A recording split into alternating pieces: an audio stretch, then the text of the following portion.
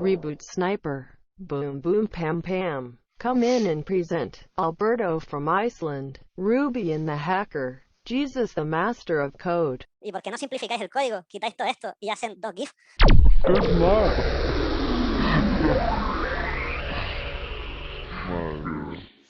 Bueno, pues nada, estamos en este primer proyecto nuestro en Reboot. Muchas gracias a todos por aguantar hasta el final de las presentaciones. y nada, el equipo soy yo, José, Alberto y Jesús. Y nada, yo soy programador de Business Intelligence, trabajo con bases de datos principalmente en una empresa dermatológica aquí en Madrid, pero soy de allí de Canarias, soy de Fuerteventura. Y nada, me apunté en este curso precisamente para explorar la programación, que es una cosa que siempre me ha gustado, que siempre he tenido ganas de aprender mucho más y de profundizar. Empecé cuando tenía 7 añitos con mi primer ordenador, que era un Amstrad CPC, que funcionaba con cintas de cassette, así que y programando en BASIC, así que imagínate cómo ha cambiado la cosa. Nada, le paso la palabra a mi compañero Alberto.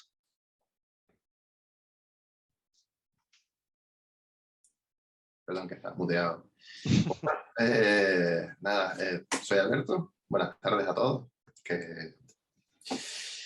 Y nada, lo que comenzó siendo un trabajo comercial para una empresa de marketing digital, pues acabó en emprendimiento y haciéndome autónomo para continuar ofreciendo mis servicios a los clientes ya fidelizados. Y nada, hoy día estoy en Reboot para ampliar mi catálogo de servicios y me he dado cuenta que encima me apasiona lo que estamos haciendo. Y nada, le cedo la palabra a Jesús. Gracias por aguantar hasta ahora ahí con energía, a tope. Mi nombre es Jesús Hernández, yo estudié empresariales y desde hace muchos años he sido gerente de tienda en el sector del retail. Pero desde hace un tiempito soy emprendedor, soy autónomo, no echo de menos no haber pasado el Black Friday en la tienda estos días, ni pasar la campaña de Navidad, la verdad que no lo estoy echando de menos. Y ahora mismo me dedico ayudo a instituciones y empresas como Content Manager y hago desarrollo web, no code, pero gracias a Reboot dentro de poco será C-Code. Así que, y con mucho code, que además hace falta. Entonces, les voy a presentar un poquito nuestra idea. Nosotros lo que queríamos hacer era un sniper, no sé si les suena a este tipo de juegos, seguro que sí, porque he visto mucho alusión a las maquinitas, los 80 y todas estas cosillas. Entonces un sniper, como muchos sabrán, es un tipo de juego en el que, bueno, es como un arcade, te aparece un enemigo en pantalla y se trata de batir a ese enemigo y luego vas pasando de fase donde se van complicando cada vez más las cosas en pantalla. Nosotros con Rebusco de Sniper queríamos hacer nuestro propio sniper, nuestro pequeño homenaje a esas maquinitas de nuestro pasado, y como buen sniper tiene todo lo que tiene que tener, tiene diferentes fases con diferentes escenarios. En esos escenarios nos aparecen esos enemigos que se van comportando con diferentes dificultades según vamos avanzando, y por supuesto nuestro ratón es una mirilla con la que apuntamos a ese enemigo y no solo eso, sino que lo podemos disparar y recargar con la tecla R nuestro magazine, que se llama en el argot técnico, pero bueno, que es el cargador de toda la vida. Y dicho esto, sin más dilación, mi compañero Rubén le va a hacer la demo aquí del mata-mata. Ok, pasamos a la demo. Voy a ver si le pongo aquí el sonar pantalla. Ok. Nada, esto como buen juego arcade, pues quisimos ponerle soniditos que nos diera la sensación de que estábamos en una sala de recreativas, ¿no? Con la recreativa como marco y tal, con estos colores así cambiando, tan chingones, tan ochenteros, tal. Y nada, todo el juego sucede dentro de lo que es la pantalla de la recreativa. Tenemos un fondo de pantalla que nos insta a apretar el botón Start y unas instrucciones muy básicas que nos dice que tenemos que sobrevivir el tiempo de juego. Utilicemos el clic izquierdo del ratón para disparar y la R para recargar. Nada, le damos a Start y con eso empieza el juego. Ya le pone un fondo de pantalla estático donde empiezan a aparecer los enemigos a unas velocidades aleatorias por los lados izquierdo y derecho. Cuando aparecen podemos dispararles con el clic y suena ese disparo. Si no les disparamos en el tiempo adecuado, pues nos hacen daño. Si nos acertamos, pues al final van apareciendo cada vez más, y si nos matan, pues aparece esta pantalla de continue que nos insta a continuar así en 10 segundos. Si no le damos a continuar, pues nos devuelve a la pantalla inicial del juego. La pantalla, como bien decía Jesús, tiene varios niveles. Aquí, para motivos de la demo, he programado un botón que nos permite pasar el nivel automáticamente y nos muestra la pantalla de final de lo que es la fase, ¿vale?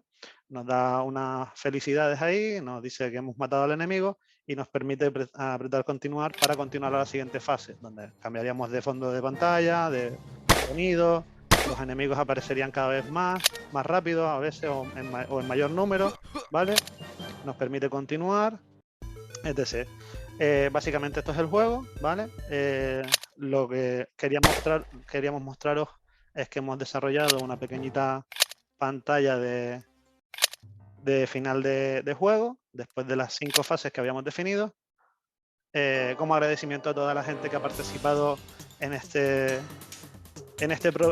proyecto y a todas las empresas que nos han dado soporte a lo largo de ella.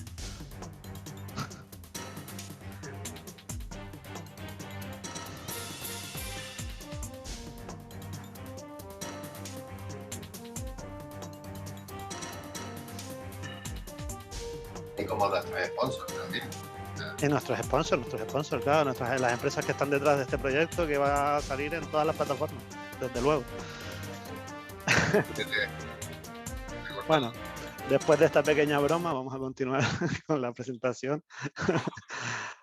Vamos a hablar de código y le paso la palabra a mi compañero Alberto. Gracias de nuevo, Rubén. Pues bueno, está la parte más complicada. A ver, le voy a hablar de una de las principales funciones constructoras de juego. La función player principalmente contabiliza las vidas y las balas que le quedan en la recarga a nuestro sniper. Para ello constaba de 2 parámetros, que serían el health y el magazine, y de unos 6 métodos que se encuentran íntimamente entrelazados entre sí. De todos los métodos, nos gustaría resaltar la función update-hp, que guarda una variable en el contenedor de vidas del DOM, y que mediante un query selectoral comprueba la longitud del array, y esta a su vez, al ser llamada por la función receive damage, cuando un enemigo nos dispara, elimina el array completo y lo vuelve a mostrar en el DOM, perdón, con un corazón menos. Como esto ocurre en milisegundos, al usuario le da la sensación de que solo ha desaparecido un corazón de la pantalla. Y de igual manera, pues, trabaja el método update-magazine, con la diferencia que añade la declaración switch para determinar qué tipo de actualización va a realizar el player en el cargador, como recargar balas si es del type reload, o eliminarlas si es del type shot. Y nada, le cedo la palabra al compañero Jesús. En mi caso les voy a contar un poquito cómo trabaja el juego creando los enemigos. Un sniper sin enemigos no es un sniper, así que tenemos que tener una función enemy que nos los cree. En este caso se sirve para construir ese enemigo de una serie de parámetros y algunos métodos que están más abajo. Parámetros que pilla esa función para trabajar. Primero que nada necesita las coordenadas para conocer en qué coordenada de la derecha o de la izquierda va a aparecer ese enemigo. Necesita las dimensiones para pasárselas luego a un div que vamos a insertar en el DOM. Muy importante, necesita un enemy tag, porque nosotros necesitábamos que el código siempre estuviera muy limpio y queríamos que cada enemigo tuviera su identificador único, de forma que cuando le dispara el player, pues salga exactamente del array del DOM ese enemigo que se ha disparado. Y con todo esto, pues tenemos el método create, que está un poquito más abajo, que de lo que se encarga después de crear efectivamente ese enemigo en el DOM, le asigna la clase enemy, le asigna su ID propio, sus dimensiones y las coordenadas en las que tiene que aparecer. Y esta función enemy es llamada desde el juego principal, es decir, desde la función constructora CodeSniper que se encuentra en el main JavaScript del juego. Esta función tiene un método que se llama enemyAppear, que lo que hace es que recupera de un archivo donde están todos los mapas, donde están todas las fases, con sus parámetros, con sus niveles de dificultad, etcétera, etcétera. Recupera de ahí el tiempo de generación de enemigos, porque no en todas las fases los enemigos se generan igualmente. Y, por ejemplo, en el nivel 1 tarda entre 1 y 5 segundos en aparecerte un nuevo enemigo. Con esto se crea un timer y se establece el tiempo de aparición de ese enemigo en concreto. Luego, lo que hace ya es que se añade el enemigo a un array, como pueden ver ahí, enemy list, donde se van introduciendo cada enemigo y se produce el ataque. Y a partir de ahí, el ataque del enemigo contra el player. Y a partir de ahí, pues tenemos una declaración if, que lo que hace es comprobar constantemente, ir creando enemigos constantemente en la pantalla y siempre y cuando no se haya terminado el tiempo de la fase o no te hayan matado. Cuando eso ocurre, hace un clear interval y ya dejan de aparecer enemigos. ¿Cómo se mueven estos enemigos que hemos creado? Pues el compañero Rubén te lo explica ahora. Muchas gracias, chicos. Bueno, pues queríamos hacerlo lo más sencillo posible, realmente, para poder terminar el juego y mostrar un MVP lo antes posible. Entonces, lo que hicimos fue sencillamente que aparecieran por los laterales de la pantalla y se pudieran mover a lo largo de lo que es el suelo del fondo estático que hemos puesto en cada nivel, ¿vale? Entonces, para eso tenemos un generador de direcciones que está fuera de todos los objetos constructores, que te dice si va a coger la izquierda o derecha como dirección de movimiento inicialmente, y arriba o abajo, a un 50% de probabilidades. Y además una velocidad inicial que tuvimos que calcular un poquito más o menos qué velocidades podían ser las buenas de refresco, digamos, del intervalo que se crea del movimiento, para que ni fuese demasiado lento y fuese súper fácil matarlos, ni fuese demasiado rápido y fuese imposible llegar a seguirlos con el ratón. Entonces, nada, pues establecimos esto entre 10 y 5 milisegundos. No podíamos ir ni más abajo ni más arriba. Entonces, este método, que es el move, está dentro del objeto constructor enemy. Lo que hace es que llama esta función de generación de direcciones y se la pasa a este intervalo, ¿vale? Donde ya lo primero que hacemos es obtener desde el DOM cuál es la posición actual del enemigo, tanto en su left como en su top, ¿vale? Y bueno, para eso teníamos que coger pues la string que había en su CSS, quitarle el PX, convertirlo en número para poder operar con esas posiciones y luego volver a pasárselo como posición CSS. Y nada, luego tiene como dos switches que lo único que hace es comprobar si ha llegado a los límites laterales o superiores e inferiores de las pantallas para cambiar la dirección en la que se está moviendo. Entonces, la sensación es que se está moviendo por toda la pantalla de forma más o menos aleatoria, pero en realidad lo único que están haciendo es rebotar contra bordes y cambiar de dirección todo el rato, ¿vale? No he querido abrir el switch todavía por no romper un pequeño spoiler, ¿vale? Porque quería hablaros un poco de la animación. La animación, quisimos intentar hacer un bucle de animación, ¿vale? En el que le pasábamos la velocidad de cambio de las imágenes, de los frames, ¿vale?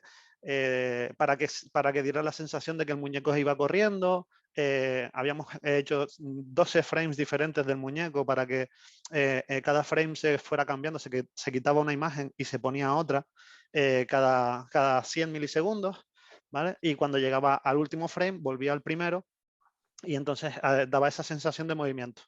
¿Qué nos ocurría? Que con esta velocidad y con estos pocos frames, la recarga que hacía después en la memoria o en la propia web, hacía que el personaje que aparecía muchas veces, digamos, como parpadeando. No daba tiempo a veces a que una imagen se cargase, que ya se estaba eliminando y poniendo la siguiente en muchas ocasiones. Entonces parecía como que el muñeco no era tangible, ¿no? Al final llegó Fer y nos dijo, ¿y por qué no simplificáis el código? Quitáis todo esto y hacen 2 GIF y ya está. Porque total, si se está moviendo nada más que para derecha e izquierda, ¿no? Entonces le pusimos 2 GIF y nada, pues cuando llega a la derecha, cuando está yendo hacia la derecha, pues tienen el GIF de correr a la derecha y cuando está a la izquierda, un GIF corriendo a la izquierda. Sencillo, rápido y, y efectivo. Muchas gracias, Fer. Nada, pasamos a los retos, soluciones y aprendizajes. El mayor reto para nosotros en realidad fue refactorizar el código muchas veces. Entonces, nada, la primera versión del código fue algo como esto, ¿no? Donde teníamos un objeto constructor gigante que se llamaba CodeSniper, que tenía al player, el arma, el enemy, el stage, el bucle inicial del juego. El código se fue ampliando un montón en un momento. Esto es una foto de más o menos esto fue el primer día, ya llevábamos 250 líneas de código y ya estaba súper complejo. Y ya no sabíamos exactamente en qué parte del código estábamos en cada momento del juego. O sea, ya iba saltando para arriba, para abajo, tal, se entrelazaba. Y nada, después de un repaso con Álvaro, dedicamos un segundo día a sencillamente refactorizar todo. Ese primer refactor dio como resultado esto que veis aquí, que teníamos un main, un stage, un player y un enemy. Problema, que sí, que habíamos refactorizado mucho, pero el enemy seguía teniendo que saber cosas sobre el stage y sobre el player. El stage tenía que seguir sabiendo cosas del player. Y al final, realmente, sí, estaba un poco más separado, un poco más simplificado, pero al final seguían teniendo muchas dependencias entre ellos. Entonces nos vimos obligados a hacer un segundo refactor ya en una fase más avanzada del código. En un punto en el que todavía seguían existiendo muchísimas dependencias y al final, con la ayuda también de Fer, que nos abrió un poquito los ojos en este sentido, optamos por la máxima simplicidad posible, la mejor semántica posible, de forma que la idea que teníamos era que cualquier compañero o cualquier desarrollador de un vistazo pudiera entender qué pasaba allí, que los nombres de las funciones realmente representaran lo que hacían, y que fuera muy fácil de entender. Ahora simplemente ya lo que teníamos era un fichero main que controlaba el juego, donde estaba esa función constructora principal, la CodeSniper, y esa ya llamaba luego a otros archivos, que era el player, que controla los parámetros del jugador, funciones de cómo se actualizan las vidas y demás, el stage, que controla cada uno de los mapas, las fases por las que vamos pasando, y todos sus parámetros, y el enemy, que controlaba los parámetros en sí del enemigo. Y simplemente había un archivo extra, que es maps, donde introducíamos en un simple objeto, un array donde hay muchos objetos, que contiene los parámetros del nivel, de los límites del mapa, de tiempos de ataque de cada enemigo, etc. Y ahora es muchísimo más sencillo el código, muchísimo más visual. Vale, y principales aprendizajes. Bueno, sobre todo, pues aprendimos a planificar primero y ejecutar después de planificar. O sea, al aplicar la metodología Agile, que nunca la habíamos practicado hasta el momento. Además, aunque lo habíamos visto en clase, pues no habíamos practicado el trabajar individualmente en ramas paralelas, para luego manejarlas manualmente y eliminar pues, los conflictos que surgen cuando trabajamos cada uno en una rama diferente.